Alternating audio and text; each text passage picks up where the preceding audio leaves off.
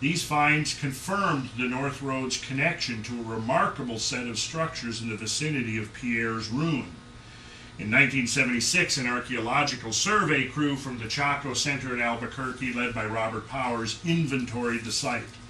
They described 3 massive constructions built in the classic Bonito architectural style. 2 faced one another atop a lofty mesa. The structures are collectively called the Acropolis. Powers noted that every major elevation within a kilometer of the Acropolis supported at least one structure. Few sites were at the base of these Badland pinnacles, but one of them was very special. It was the 3rd and most massive of the Bonito-style constructions. BLM archaeologist John Stein calls it a unique architectural feature of the eastern Anasazi world.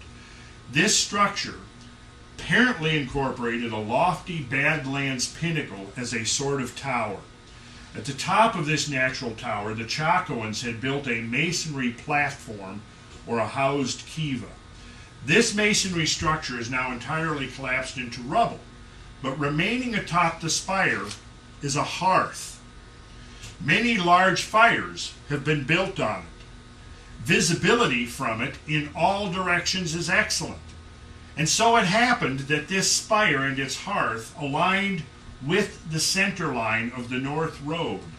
The BLM archaeologists have named the Badland Cone and its apparent signal tower El Faro, the Lighthouse. Here are traces of the roads. Can you see them? There's 2 of them. Watch. Here's one, and there's the other. So there you can see, you don't really see them until you see them, and then once you see them, there they are. There's the first one, and there's the second one. And they align with these towers, like this is the Pierre's Ruin area. And look at this right here, this conical tower. And notice right here, you see a truncated cone that looks precisely like some of the earthwork structures I've been showing you pictures of. Now, it could be that that was artificially truncated to give it that look. But in any case... Are those man-made or natural? They're natural, but I'm saying they're natural perhaps that have been modified by man. But, yeah. So here's El Faro, the lighthouse. So this had a huge hearth, a bonfire built on top of it, and it was visible for a dozen or more miles in all directions.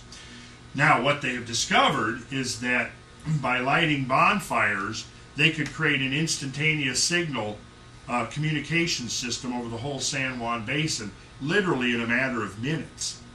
And these, see what they're saying is one of the great roadways, the biggest one of all, the North Roadway, which extends due north from Pueblo Bonito, lies dead on this thing right here, the signal tower. So if you are going along that road, in the distance, if the sun is setting, it's night, someone builds a fire on top of this, you're going to see that probably from 20 miles away. And you're going to know that if you're on this roadway, that signal light 20 miles in the distance is marking absolutely perfect due north.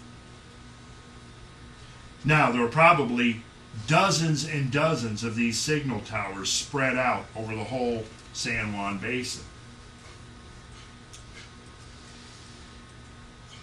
They also found that the road alignment does indeed enter or abut El Faro from the north. A broad panorama of the San Juan Basin north of Chaco Canyon can be seen from the Pierre's Ruin area. The structures atop the Acropolis and a fire atop El Faro would be visible from great distances in all directions, including from Webelo Alto above the north face of Chaco Canyon, and from a shrine described by Chaco Center archaeologist Thomas Windes or whatever on the south rim of Chaco Canyon. So at the rim of Chaco Canyon, there's a structure called Pueblo Alto.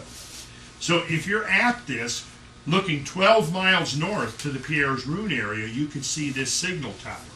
Also, it's probable that it could be used during the daytime if you had a reflective surface, a mirror, a highly polished shell that could reflect the sunlight.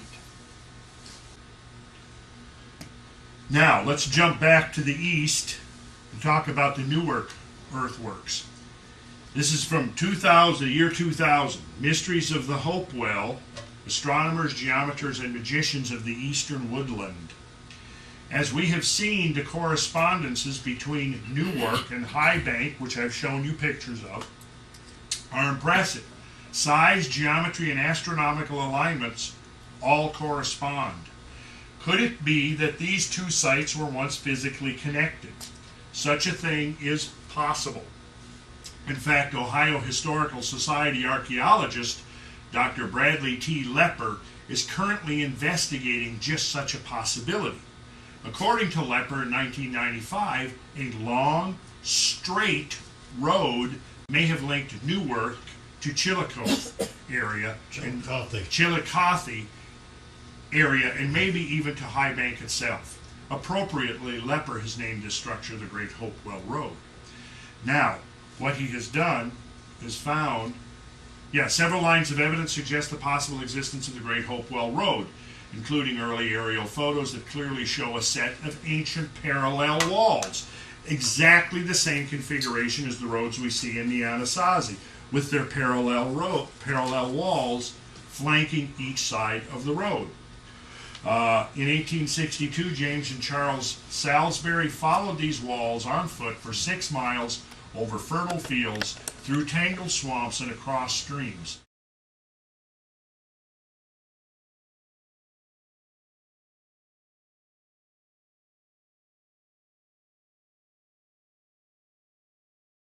But I would suggest that this is evidence that there existed an ancient network of roads centered around the earthwork complexes of the Mississippi and Ohio valleys.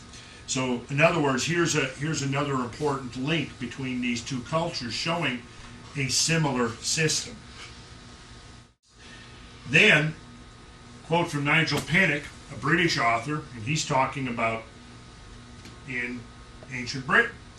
As early as 1845, the Reverend E. Duke, in his book, The Druidical Temples of the County of Wilts, wrote of the meridional or north-south alignment, which he supposed to run for 16 miles from the Stone Circle at Winterbourne Bassett through Avebury, Silbury Hill, etc., etc. Alfred Watkins, whose work is better known today than at any time since its publication, coined a new word to describe these alignments of ancient sites. He called them leys, giving sound reasons for his choice, and set up a society to further their study, the Old Straight Track Club. Mm-hmm. What he found over in ancient Britain was remnants of precisely the same type of phenomena, an ancient network of aligned roadways linking these sites. And the roadways were dead straight, just like the Great Hopewell Road and just like the Anasazi roads.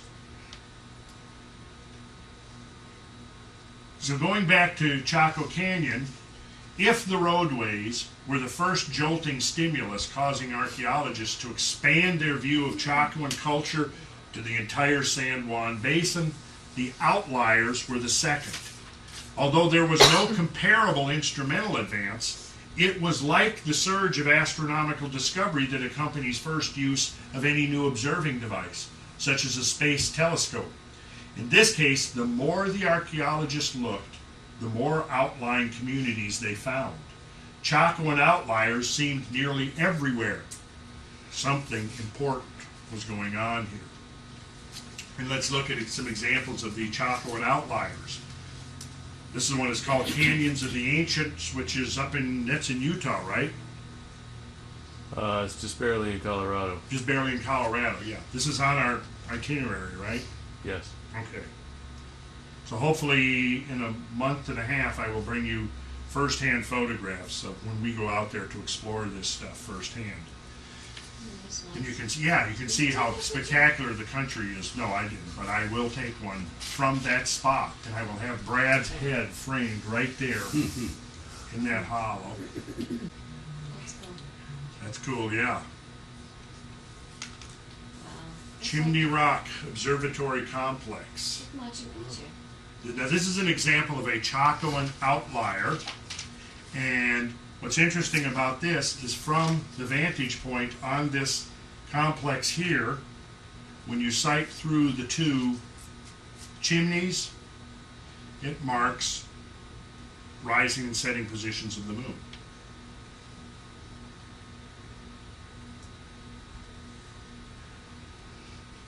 So that's the ruins at Chimney Rock. This is an example of what he's talking about, a Chaco and Outlier. Ovenweep. This is just inside of Utah, right? That one's just in Utah, yeah. Yeah. And this is on the itinerary, right? Okay, Yeah, so that's I'm gonna be going to it for bring the back a picture, and Brad's Brad gonna will be, where should we have Brad? at the top. Right here standing with his there. face right there? Yeah. Okay. Top of that mountain back in the back. How about that? Okay, yeah, Brad will be up here on the You can climb the Wupatki Ruins. This is one of the most distant of the outliers. This is actually in Arizona. Now there's a very important clue at the Wupatki Ruins.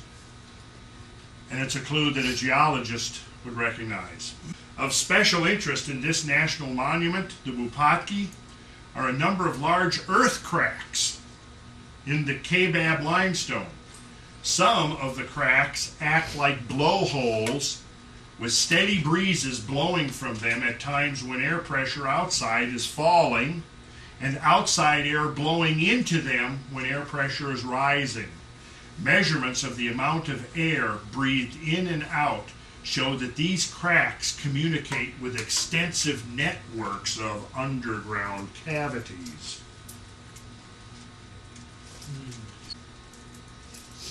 And then we have Canyon de Chelly, which had housed some outlying communities of the Anasazi. How many of you have been to Canyon de Chelly? Anybody? Sounds lovely. That sounds French. It is. I don't remember what it means though. But this is what sort of what Canyon de Chelly looks like. And there was a lot of people living in the canyon. Just for scale on that last one, Randall, you point out that Jeep down Oh, there okay. in the wash. The Jeep. Yeah, you see Oh, the Jeep? wow. I would be uncomfortable living at the bottom of a canyon because it would seem like water could easily just one day. Well, you know, see, when you see some of these dwellings, they're really wild because they'll be like halfway up a cliff face, Okay, and you that wonder would be how in the safe. hell did they get to it? That was Maybe they were ladders. levitating. Ladders. Now, Canyon de Chelly is a very interesting example of what I think probably is catastrophic erosion, for the simple reason that the canyon walls are so sheer that you know, slow erosion doesn't produce shear walls; it produces gentle gradients. So we can only still wonder and yearn to know and understand, says Kendrick Frazier, who wrote People of the Chaco. In their grand architecture, intricate masonry, roadways, and networks of great houses spread throughout parts of 4 modern states, the ancient people of Chaco left wondrous, tangible remains of a creative, ebullient culture. They also left us with an equally priceless legacy, mystery, and deep unanswered, perhaps even unanswerable questions. So here's a little, just a little tour of some of the cool areas out there. This is, You? yeah, that would be me. Yeah. Well, This is White Rock Canyon. This, remember when I showed you where that lake basin was, and I says it catastrophically flooded out and went down the Rio Grande River? That would have been right through this valley behind me here. And that's what we were there looking for, evidence of catastrophic floods. that's nice. Now, who's been here? You been there, Whit? Oh, yes. Several My times. dreams. Well, this is interesting because you got to ask, like, what happened to all the rock that was in between these pinnacles, these mesas? He got washed out. Well, nobody ever addresses that. They just say, well, this is the result of erosion. But what kind of erosion? Deep. Water, massive, Well, yeah, I mean, when you actually go there and look, you can see the water scouring on the cliff faces. The Whopper. With the asphalt. You know what that is? That's in San Juan Basin. And this is a measure of how much erosion has taken place in the San Juan Basin. This is a volcanic neck. So this came up at one time. The surface of the ground in San Juan Basin was above this thing here. Can you see the person for scale? No. No? Let's zoom in here. Do we see a person there now? Wow, that's amazing. And a vehicle. Gee, No, that's a rock. we thought it was a Oh, that's a pebble. rock? Yeah. Okay, so let's look here how tall this thing is. Now, you got to bear in mind that this was all ground around this thing, and this is a volcanic rock that came up through the ground, broke at the surface, and then only later the softer rock, the sandstone rock that was around this hard basalt, eroded away. So when you look at this thing, you realize how this would have been 1,700 feet. Where I was standing in that picture was once 1,700 feet under the ground or more, because the top of this thing represents the minimum level at which the ground was before the erosion started. So how long did it take for that surrounding ground to get eroded away and carried away and completely removed from the region? Well, certainly it didn't happen sooner than the uplift of the Colorado Plateau. What's that? Quite an impact crater. Upheaval dome, the highly eroded core of an ancient cosmic impact site. This is also on the itinerary. So I'll get a picture of Brad standing right in the middle on the central uplift. They can't wear a hat. We have to see a shiny head. It's not going to see you. When do they Well, You won't guesstimate see me that? at all in that. Oh, it's very old. However, the erosion is much younger. This thing, in fact, was probably buried beneath several thousand feet of rock for millions of years, and it only exhumed during the late Quaternary catastrophic floodings. So is this why the prior slides would cause the erosion of the prior slides? This impact? No, because this impact, what I just said was that this impact is very, very old, millions of years old. And the erosion is probably less than 1 million years old. And the impact is probably, I don't remember the date on this one. I will look it up.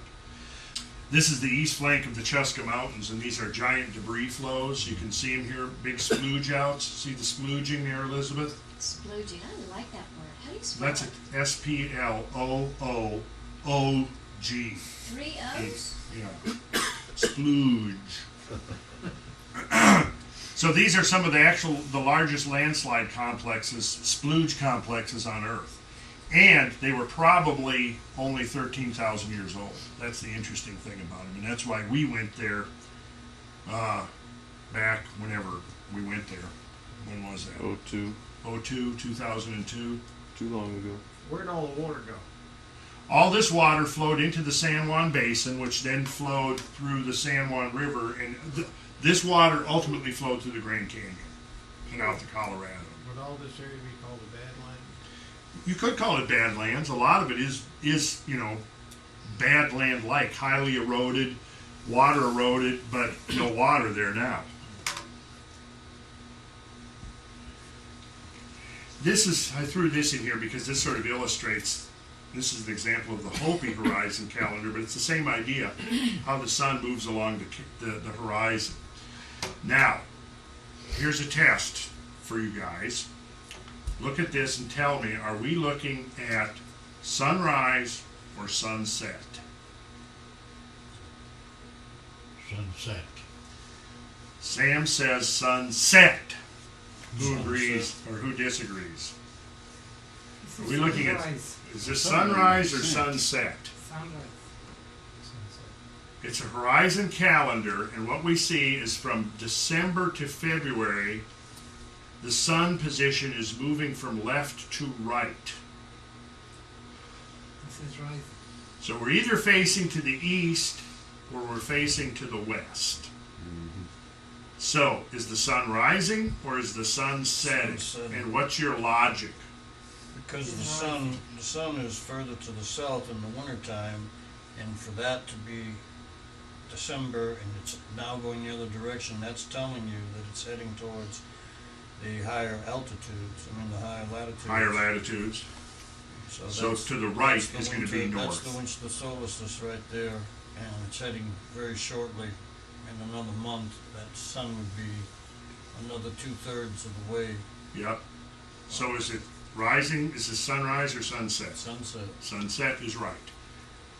So Sam, you were right, and Carmelo, you were right, and that's very good. That's the kind of thinking I like to see people do. Well, I can't figure it out. Why is January and February on the right?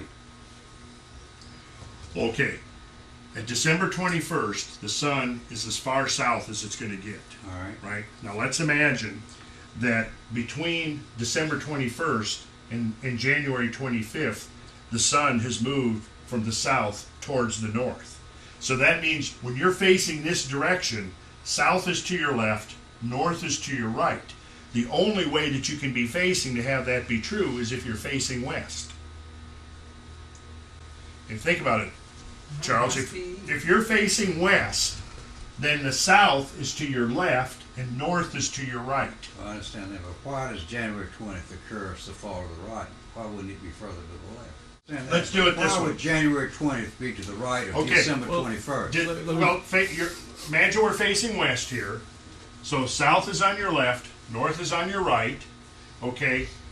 On winter solstice, the sun has risen and set as far south as it does throughout the course of the It's year. come all the way back to the Yes, remember I was talking about that 6-month pendulum back and forth. All right. What we're seeing here is a section of that pendulum. You're looking It actually went all the way down and back. It came all the way down here and stopped here on December 21st, and then it started its journey back. If you So- had shown December 22nd, 23rd, 25th, it would have been moving back to the right. Back to the right, just like you see All right, here. I On got it. December 10th, it's moved this I'm far. all right. I got it. And what you'll notice as it gets closer to the equinox, the increment gets bigger because it speeds up. And its fastest motion is when it's crossing the equinox, and then it slows down. And somewhere about over here is going to be summer solstice, sunset, and then it's going to start back to the left again.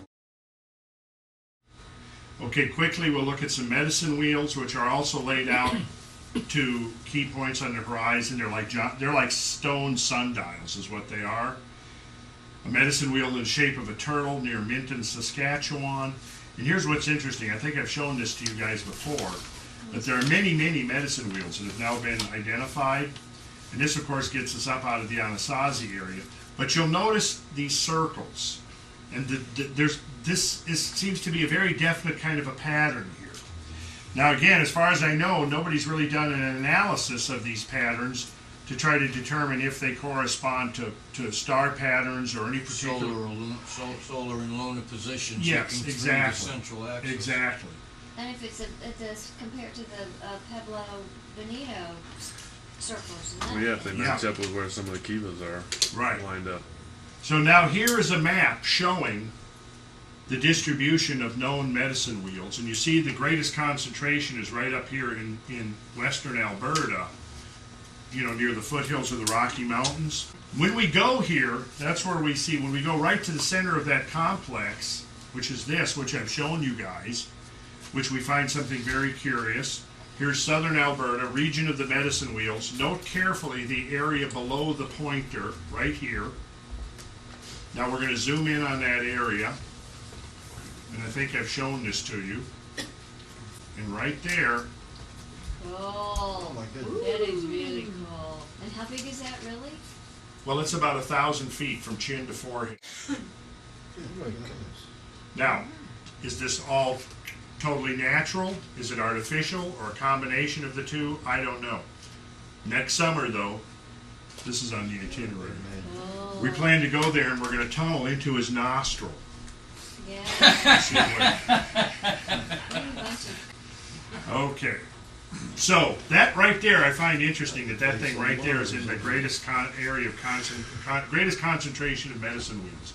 So I call him the guardian of the wheels. How much time we got left? 5 more minutes? We're going to give you 5 minutes. 5 minutes, and I'll wrap it up here. One hot summer noon in the early 1920s, Alfred Watkins was riding across the Bredwardine Hills about 12 miles west of Hereford. Now this is in England.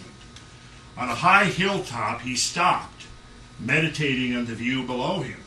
Suddenly, in a flash, he saw something which no one in England had seen for perhaps thousands of years. Watkins saw straight through the surface of the landscape to a layer deposited in some remote prehistoric age.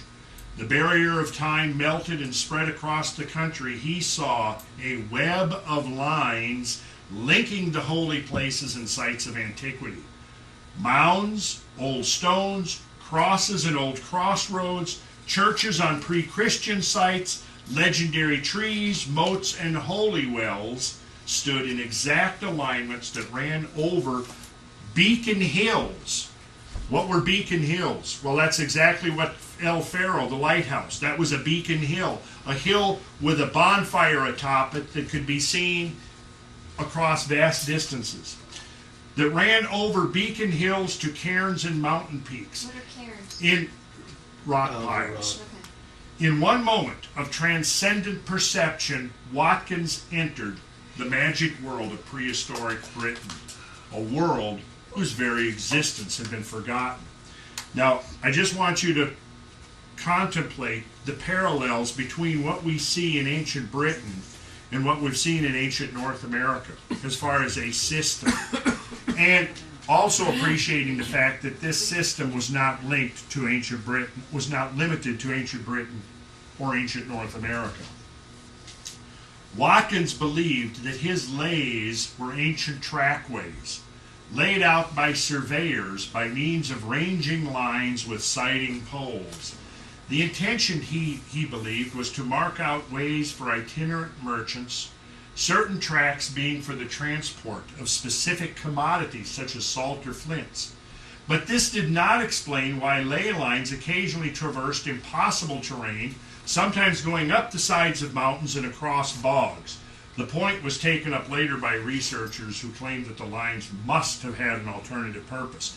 But once again, notice the similarities between the Hopewellian Road and the Anasazi roads going over mountaintops, through bogs, through swamps.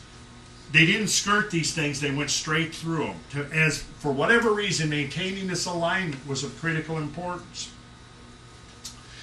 And here we have an artist's depiction of an idealized, aligned landscape, linked landscape, the old straight track. And remember what I was saying about the various, for example, here is a tor, a hill, a conical hill that has a tower on it. The tower may have held a bonfire. You see that there's a roadway aligned. There is a church steeple, probably a Christian church built over a pre-Christian site. The pond, notice the pond, that's a reflecting pond that could be seen from the distance, from an elevated perspective, like a hilltop. So here we see what Watkins discovered, which he named the leys, the system of ley lines, and without any mention at all in the American archaeological literature, they found exactly the same kind of system and have made zilch of a reference to what has been, known about in England from the 1920s. Of course, mainstream archaeologists consider that this is referred to as crackpot archaeology. It's all about energy. And here is another artist's depiction of the same concept, but this one goes one step further, and I like this one, because here you see examples of the kinds of things that will form these alignments. Here's a church, and we see a roadway following some alignment. We see the intersection of a river with a bridge, a crossing point. Then we see following the alignment further, we see a ring of standing stone circles. And then we see a circular earthwork structure with a moat, presumably, and an axis. And then going on here, we see a tor with something on it. And then right on, keep going, on the horizon, we see a pyramid. And then what's happening beyond the pyramid? Sunrise. Presumably a sunrise. Now, what is this telling us? It's telling us that these alignments are not limited to the terrestrial surface, are they? But they're part of a system of lines that perhaps links the whole solar system into some type of a cosmic web that is activated at certain key moments throughout the course of the year when the geometries are perfectly aligned. And I suspect shamans knew about this and knew how to somehow tap into this system. There is the further connection, which has only just begun to be explored, and that's the geological connection and the link between these alignments and the fault lines and the fissures and so forth, the underground systems of interconnected caverns and so forth that are in the lithosphere of the Earth. But I showed you how at Wupatki, for example, there is a system of earth cracks that converge there that link to this underground cavernous network, to the point where differences in air pressure, ambient air pressure, will cause the air to suck in to the holes or blow out of the holes. The day we were there, it was blowing out, wasn't it? Yes. Yes. I think, go back please. This is exactly, if you look at it, it's the chakras in the human body and the celestial and also Sure. the universal. I'll buy that. Right. So it What did affects she people, say? it affects the land, it affects the universe. That's exactly true. Now, when I look at this picture, I go, I want that window to be in my office.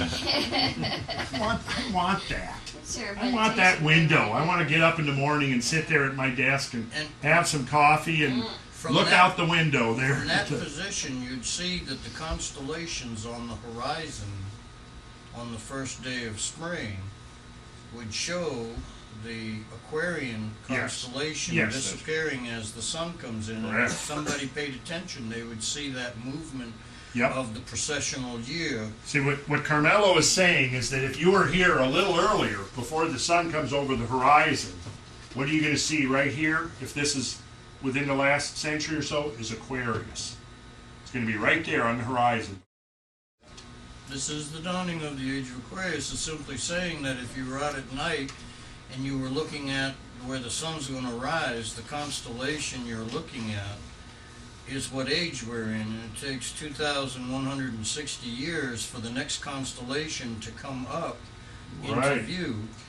Actually, And these are the Carmelo, ages. this These are the group ages. right here is probably as familiar with that concept as just about anybody. Am I right? God, we have talked about that and talked about it and talked about it. Okay. Dome and chambers of the earth. Oh, that's cool. Do we You get can to start right there next that? week. Is that our next one? Well, okay, this is Is that where we this is gonna go it. meet the This is a hobbits? dome in here, right here. Yeah. Cool. Okay, so we'll end it there tonight. Oh man.